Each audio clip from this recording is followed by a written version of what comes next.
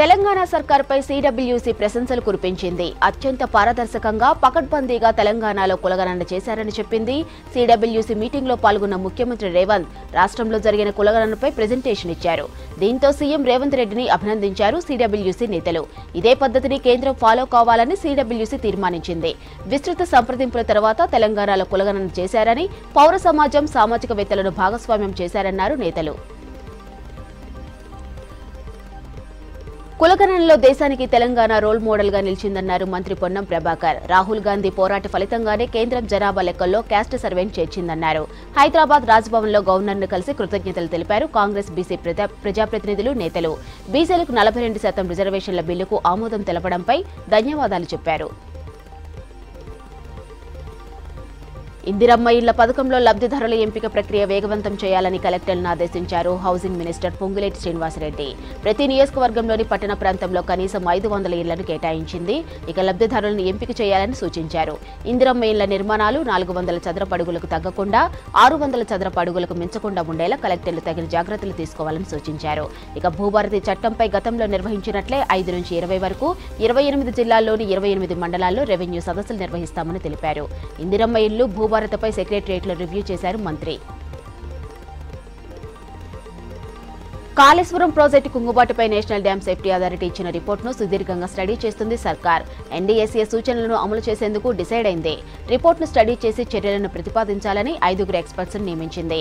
నిపుణుల కమిటీలో chief engineer general ఉండగా engineering in chief Hyderabad, chief engineer Ramagundam, chief engineer CDO, quality controller chief ఇంజనీర్లు ఉన్నారు. ఈ 5 ఎక్స్పర్ట్స్ ఎన్డీఎస్ఏ రిపోర్టును స్టడీ చేసి ఏం చర్యలు తీసుకోవాలనే దానిపై సర్కార్కు సూచనలు చేయనుంది. హైదరాబాద్ పరిధి 17 అసెంబ్లీ సెగ్మెంట్లో మంజూరైన ముద్రా రుణాలపై ఆరా తీశారు కేంద్ర మంత్రి Kishan Reddy. First time apply చేసిన వారిలో ఎంతమందికి లోన్లు మంజూరు చేశారో చెప్పాలన్నారు. హైదరాబాద్ లో జరిగిన దిశ మీటింగ్ లో ముద్రా రుణాల మంజూరు ప్రక్రియపై చర్చించారు. రుణాల మంజూరుపై పూర్తి నివేదికనివ్వాలని ఆదేశించారు. ప్రాసెసింగ్ లో ఉన్నవి, శాంక్షన్ అయినవి, రిజెక్ట్ అయిన పూర్తి వివరాలు ఇవ్వాలన్నారు కేంద్ర మంత్రి కిషన్ రెడ్డి. రాష్ట్రంలోని పలు రహదారులకు నేషనల్ హైవే హోదా కల్పించాలని కేంద్ర మంత్రి నితిన్ గడ్కరీకి లేఖ రాశారు బండి సంజయ్. ఎన్హెచ్ 563 ఇంటర్సెక్షన్ కింద సిరిసిల్ల, కామారెడ్డి మీదుగా ఎల్లారెడ్డి, పిట్లం వరకు 165 కిలోమీటర్ల మేర రోడ్డును నేషనల్ హైవే కింద పరిగణించాలని రిక్వెస్ట్ చేశారు. నేషనల్ హైవే 358B పరిధిలోని వేములవాడ, కోరట్ల రహదారిని జాతీయ రహదారుల కింద అభివృద్ధి చేయాలన్నారు. రాయపూర్ నుంచి హైదరాబాద్ వరకు గ్రీన్ ఫీల్డ్ కారిడార్పై తక్షణమే డిపిఆర్ను సిద్ధం చేయాలని గడ్కరీకి రాసిన లేఖలో విజ్ఞప్తి చేశారు కేంద్ర మంత్రి సంజయ్. మే 7 నుంచి నిరవధిక సమ్మెకు పిలుపునిచ్చిన ఆర్టీసీ ఉద్యోగుల జేఏసీ ప్రభుత్వంతో చర్చలకు సిద్ధమని ప్రకటించింది. మేడే సందర్భంగా సీఎం రేవంత్ రెడ్డి ఆర్టీసీ ఉద్యోగుల సమస్యలను పరిగణనలోకి తీసుకుంటామని తెలిపారు. ఆర్టీసీ ఉద్యోగులతో చర్చలు జరిపేందుకు సిద్ధమని చెప్పారు. సమ్మెకు వెళ్లకుండా సమస్యల పరిష్కారం కోసం సంయమనం పాటించాలన్నారు. ఆర్టీసీ సమ్మె వల్ల సంస్థకు నష్టం జరుగుతుందన్నారు. రాష్ట్ర ఆర్థిక వ్యవస్థ గాడిలో పడిన తర్వాత అన్ని సమస్యలను పరిష్కరించేందుకు కృషి చేస్తామని హామీ ఇచ్చారు. సీఎం తమ సమస్యలను గుర్తించడాన్ని సానుకూలంగా స్వీకరిస్తున్నామని తెలిపారు ఆర్టీసీ జేఏసీ నేతలు. రాష్ట్రానికి రెయిన్ అలర్ట్ ఇచ్చింది వాతావరణ శాఖ. ఓవైపు ఎండలు దంచుకొడుతుంటే మరోవైపు వర్షాలు కురుస్తుంటే మరోవైపు ఎండలు దంచుకొడుతున్నాయి. ఉమ్మడి వరంగల్ జిల్లాలో కురిసిన భారీ వర్షానికి 300 ఏళ్ల చెట్టు నేల కొరిగింది. పలు జిల్లాల్లో కురిసిన వానకు పంటలు నష్టపోయారు రైతులు. రాష్ట్రానికి మరో 3 రోజులు రెయిన్ అలర్ట్ ఇచ్చింది వాతావరణ శాఖ. ఉమ్మడి వరంగల్, నల్గొండ, ఖమ్మం జిల్లాలకు ఆరెంజ్ అలర్ట్ ఇచ్చింది. ఉత్తర తెలంగాణ జిల్లాలో టెంపరేచర్లు 45 డిగ్రీల వరకు నమోదయ్యే అవకాశం ఉందన్నారు వెదర్ ఆఫీసర్ ధర్మరాజు. అమరావతి కేవలం ఒక నగరం మాత్రమే కాదని ఏపీని ఆధునిక ప్రదేశ్గా మార్చే శక్తి అని చెప్పారు ప్రధాని నరేంద్ర మోదీ. ఏపీలో పర్యటించిన ప్రధాని అమరావతి పునర్నిర్మాణంతో పాటు 60,000 కోట్ల విలువైన 18 ప్రాజెక్టులకు శంకుస్థాపన చేశారు. ఈ సందర్భంగా చంద్రబాబుపై ప్రశంసల జల్లు కురిపించారు మోదీ. ఉమ్మడి ఏపీలో చంద్రబాబు ఐటీ విజన్ అద్భుతమని, ఆయన అభివృద్ధిని గుజరాత్ సీఎంగా ఉండి పరిశీలించానన్నారు మోదీ. అమరావతి నిర్మాణంలో 3 ఏళ్లలో ఏపీ దశాదిశ మారబోతుందని చెప్పారు. విశాఖలో జూన్ 21న జరగబోయే అంతర్జాతీయ యోగా డేలో పాల్గొంటానని చెప్పారు ప్రధాని మోదీ.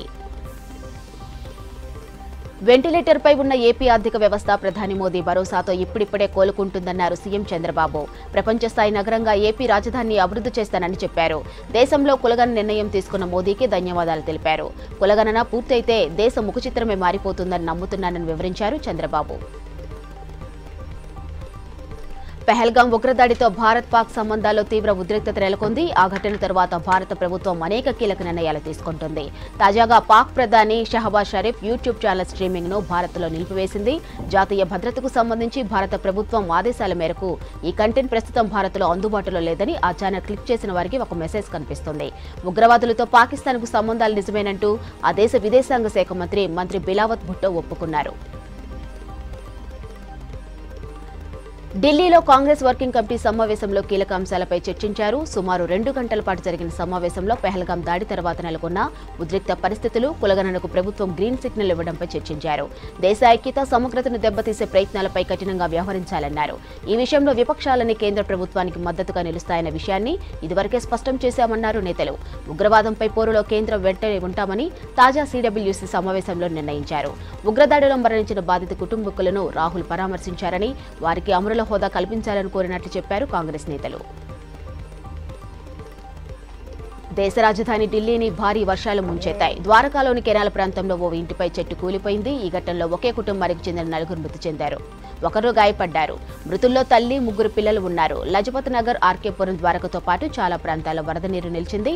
భారీ వర్షం, దుమ్ము, తుఫాన్, ఈదురుగాలులతో విమాన సర్వీసులకు అంతరాయం కలిగింది. దాదాపు 100 విమానాలు ఆలస్యంగా నడిచాయి. 40 ఫ్లైట్లను దారి మళ్లించారు. మెట్రో సేవలకు అంతరాయం కలిగింది.